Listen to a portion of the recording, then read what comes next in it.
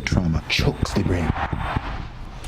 In 10 days, the issue of concussions will become front and center at theaters all over the country. It's a major new movie, and it's set to expose the danger of head trauma and the lack of care towards injuries like this, especially when it comes to sports.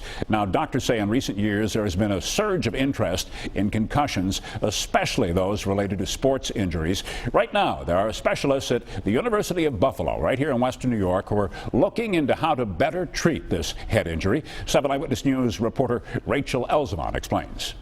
I chose to kick it, and it was just one of those boom. In that moment, Hamburg High School soccer player Julia Whipple knew she had a concussion. Couldn't open my eyes. I was kind of point blank staring at the ground. As part of her treatment, Whipple entered the University at Buffalo's concussion study. There's really no good treatment right now for concussion. That's something Dr. John Letty hopes to change. Instead of complete rest for weeks, doctors are now getting patients in this study moving through a controlled exercise program. It's important to rest right after a concussion, that we know. What we don't know is how much rest is sufficient and when you should introduce controlled activity. The study looks at middle and high schoolers with sports-related concussions. Doctors will give patients one of two types of a light exercise, either walking or stretching. Whipple's concussion comes at a time when there's an increased concern about head trauma in soccer. It's the #1 concussion-related sport for teenage girls. I always hear about concussions. Concussion protocol on the field has already changed a lot in recent years. The increased research, we understand that there's a protocol that someone has to follow